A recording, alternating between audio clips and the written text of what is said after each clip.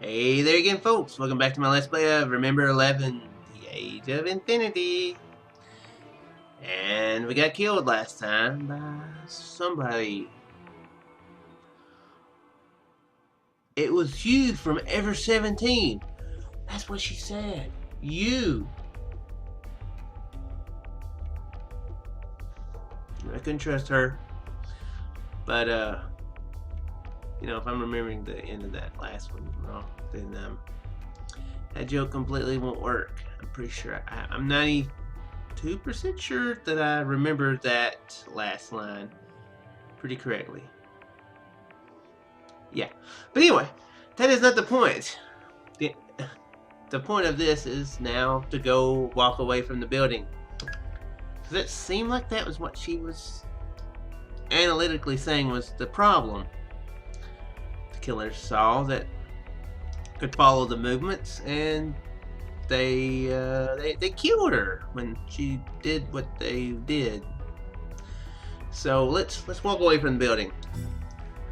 For now, I decided to walk away from the building. It's because I felt that the murderous monster was watching my every move. They're planning on me coming back inside Sophia in a panic. The murderer probably has this in mind. I set my freezing feet in motion and started to walk. Stepping firmly onto the snow, I decided to take refuge in the part of Sophia where the light didn't reach. With Sophia's gate locked behind me, I advanced diagonally to the right. Yeah, I was thinking that last time that they could be watching her, but I really don't know anything else on here. It wasn't at all easy to walk in the thick snow. Every step I took sapped away my energy, and then there was the snow. The falling snow was slowly narrowing my field of vision. A blizzard is near. When I turned around, the lights of Sophia were so small I was surprised. It is obstructed by the snow. This may be within the premises of Sophia, but one wrong move and I'll be lost. If I lose my way, I could go into hypothermia and lose consciousness and freeze to death. Ooh, we got a tilt. I believe we all know what hypothermia is, but let us read it. A physical condition in which the core body temperature is abnormally low, causing it to gradually fall further and further. May result in death. Might could. Well, yeah, I guess if you have hypothermia, it doesn't necessarily mean you die. I need to set a reference point. What should I use for a reference point? A little troubled, I decided to use the basketball court.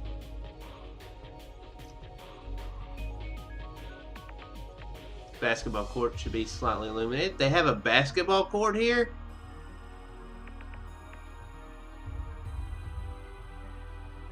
Okay. So does that mean that Sumi and Keiko play basketball sometime? Go like that right there. Maybe Sumi goes like, wow, like slam dunks it. That'd be an amusing sight to see. Even if I get lost, I can use that as a landmark. I don't remember them ever mentioning a basketball court here. Treading through the snow, I advanced step by step. Maybe that's the way this game will end. The murderer will be like, ah, and Kokoro will be like, whoa. Let's make this interesting. I'll challenge you in a one-on-one match, and if I win, you let me live, and if you win, then I'll let you kill me. Worst ending ever, but it is an idea. That'd be a horrible thing to trust somebody. Because I'm pretty sure that if a murderer loses, they're totally in the right mind to keep their promise. Started to lose feeling in my fingertips. It turned a violet color. Due to the extreme cold, my teeth clattered. How long has it been? Collapse on the spot.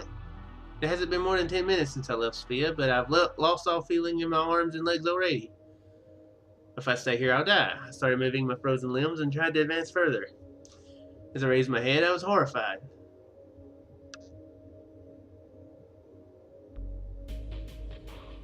The snow had completely closed in my field of vision. This is a whiteout. Whiteout! where you can't see anything but the snow or something, right? Oh, a weather condition in which the field of vision is obscured by white due to wind-blown snow in the air, greatly diminishing one's ability to discern vertical, horizontal directions and distance. It can be described as a white darkness of sorts. There is also another form of a whiteout, which is caused by diffuse reflections from snowy surfaces, clouds, and the like. In this case, the air becomes saturated with white light, rendering movement and gathering of visual information virtually impossible. Indeed. Oh, what am I doing? What am I doing?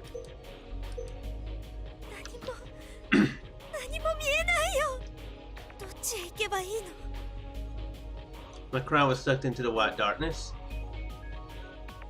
Let's just stop, you know.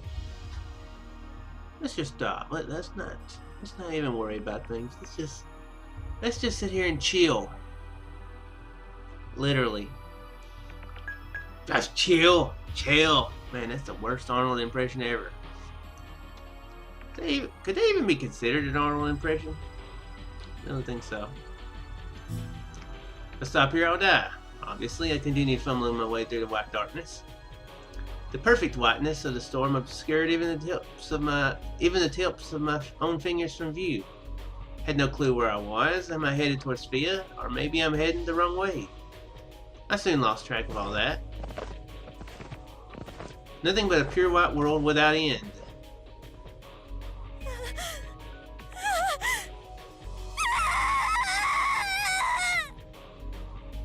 Terrified, I screamed out loud. My cry, too, was sucked into the pure white darkness.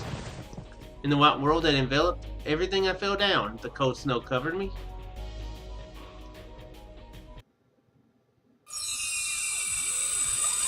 Oh, well, that...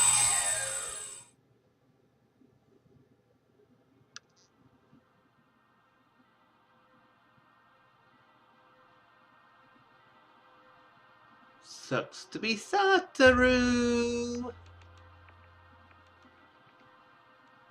So it would seem. You know, Satoru's like, oh man, I felt really bad for leaving her in a really bad spot. I feel really bad. And then he comes back and he's out in the middle of snow just lying there. He's like, well, I don't feel as guilty now. I was lying down on a wooden bed. The air was painfully cold. My breath settled down. This is a shelter cabin. A small fire was burning in the stove. However, to the me who had been walking in the snow, the blaze was a much appreciated blessing. I flew to the stove. I grabbed the stove, almost hugging it. I immediately realized my mistake. No, I'm not safe at all. Satoru's body was still in the snowfields of Sophia. Only my consciousness transferred here. And at the exchange Satoru in the snow, I took out the VR. Turned on the switch impatiently and played it. No messages from him, really. He had nothing to leave us. He was getting attacked. He didn't have the courage to say, oh. What if he thought he wouldn't be coming back?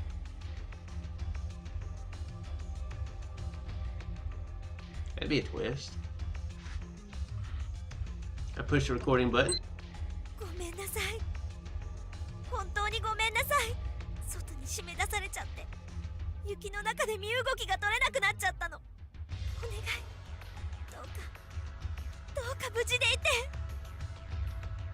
Shut my eyes, pressed my hands together, and started praying. While trembling from the cold and praying, I desperately hit the VR switch.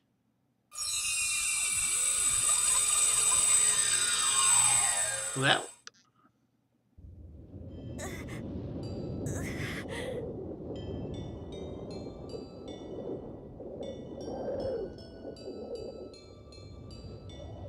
that was quick.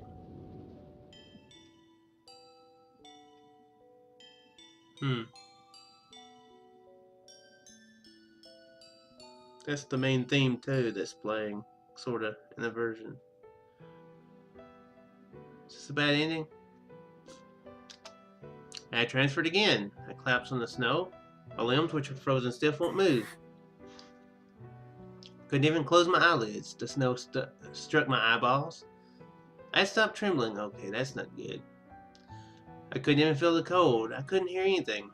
All I could feel was my heart pounding as if it was defective. I slowly lose consciousness. Fall into the pure white darkness. I fall.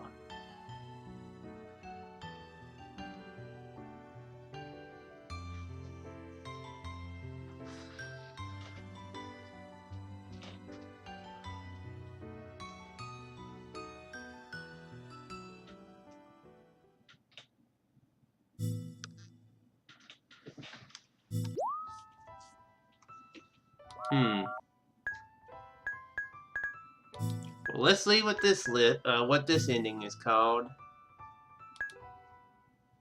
Incident at Sophia end. Okay.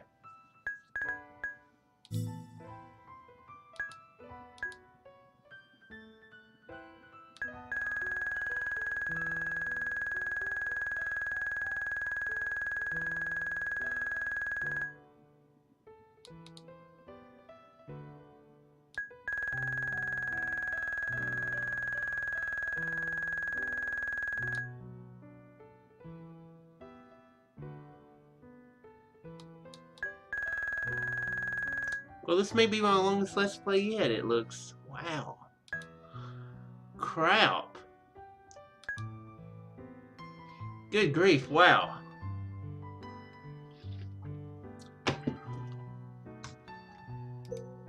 Okay, well...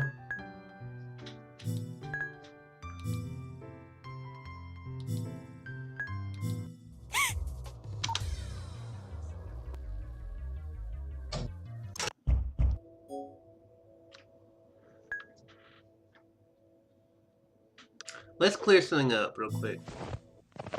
Let's see what happens if I say stop. That seems like a really bad idea. Stop doesn't seem like it would be a good idea, but let's see if that is what I need to do. I might be at a case where I can't win from this point. I don't know what it would be that... unless it was that decision way back when about when I chose to... what did I choose? Did I choose the duck or not the duck? I can't remember. If I advance blindly, I'll just end up getting more lost. Keeping my emotions in check, I stopped moving as the snow continued falling. It began to erase my tracks. The cold air pierced my body the same way a sharp sword would. I muttered in a snow-white world.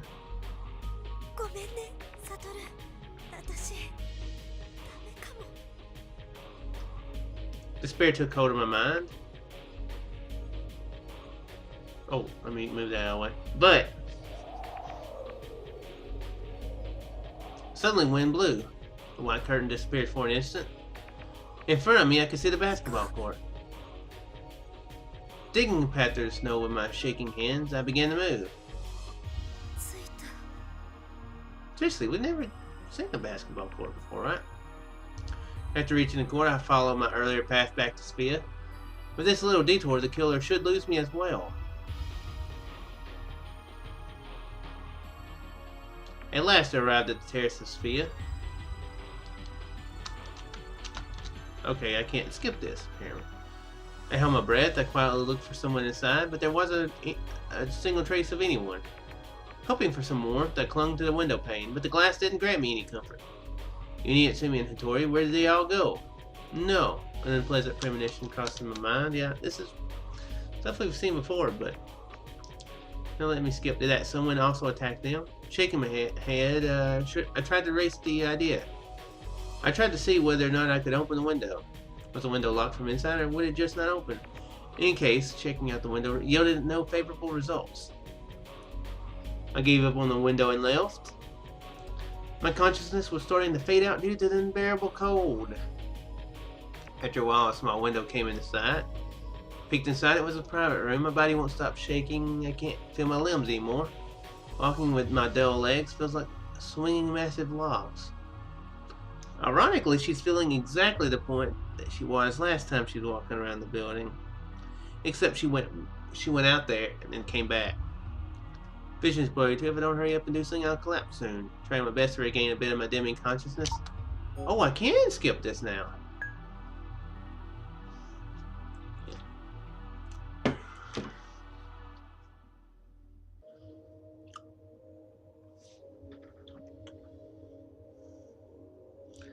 The question is, what should I do at this point?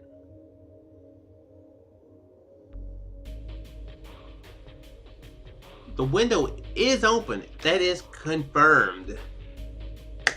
But the killer has not been watching her steps.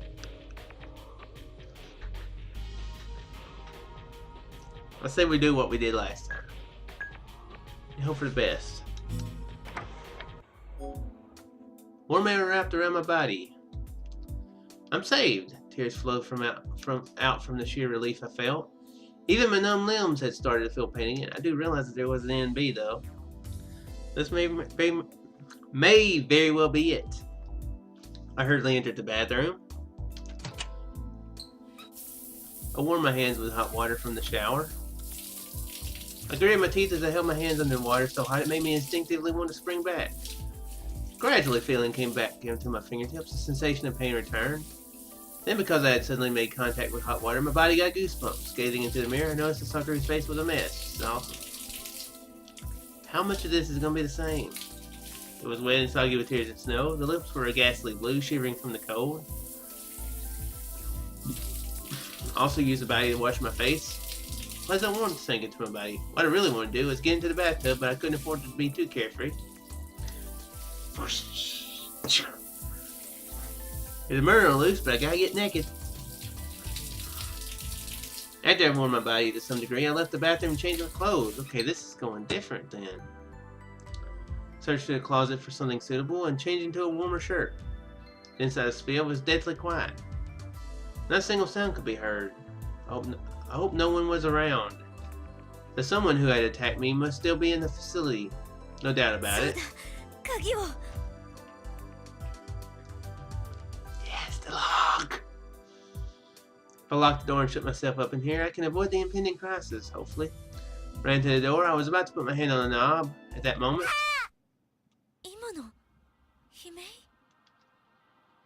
what sounded like a scream had reached my ears. I could hear the wind and other high-pitched sounds, but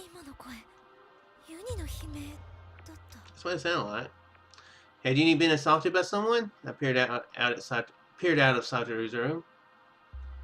The kitchen was dark. I frantically strained my eyes. I couldn't see anyone in there. That voice I just heard definitely sounded like it was screaming. Moreover, it sounded like Uni's. Now someone may have decided to target Uni instead of me. At this moment, right now, the assassin's knife may be pointed at him.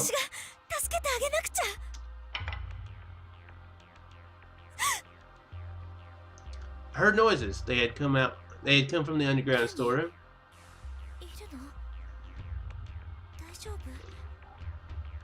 Lowering my voice, I called out to him. There was no reply. I'm scared. Someone may burst out at any moment. I'm scared. But I bit my lip and stepped forward into the dark kitchen. Step by step, I advanced.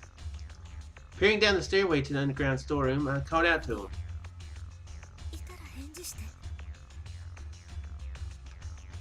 No reply came. A silence so total it was painful ensued. The stairway leading to the basement yawned open like the jaws of a monster. It's pitch black downstairs. I stepped into that darkness, slowly climbing down the stairs. This is where she was before. I'm wondering if she realizes it. I'm scared. Really scared. Because of the overwhelming terror, my legs wouldn't stop shivering. Cold sweat streamed down my forehead. My throat was dry.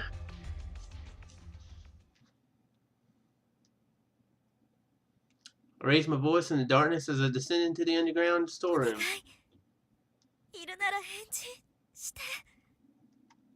My voice was hoarse. Swallowing my saliva, I continued.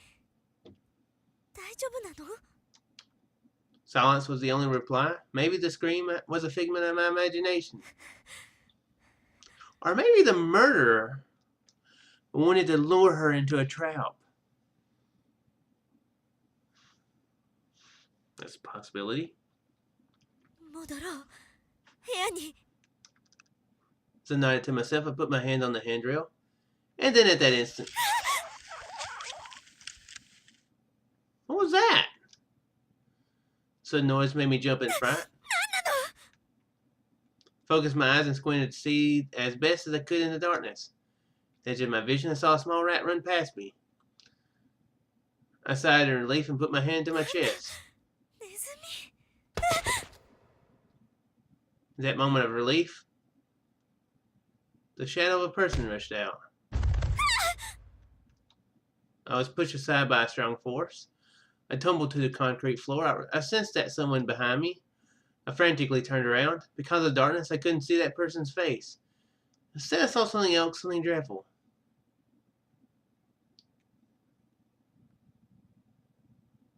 In the dark, shining softly, was a knife. I frantically waved my arms in front of me, trying to push the body of that someone away from me.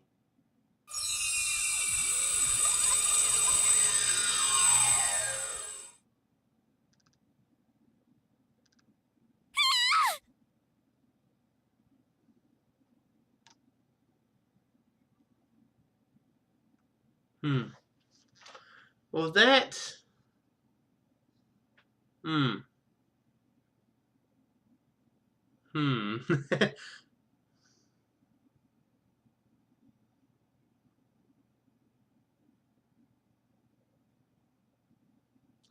Don't know what to really say, really. Really, I don't. Hopefully Satru can handle it. I mean, it's not like it's face to face. Hopefully his instinct can kick in and he can kick the butt. Or be able to defend himself.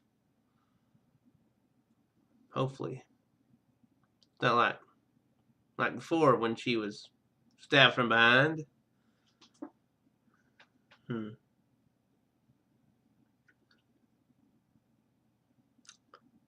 But it's very interesting.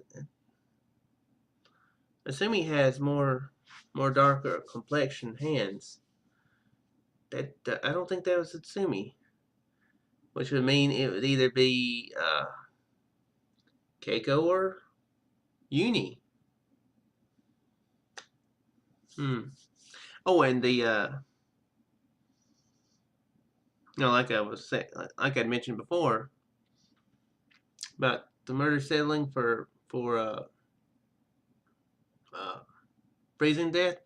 Apparently, that was actually wrong since she died when she came back inside. So apparently, the murderer was actually still seeking the more murderous approach to kill her, rather than non-murderous approach at murder. If that makes any sense. It doesn't make any sense at all.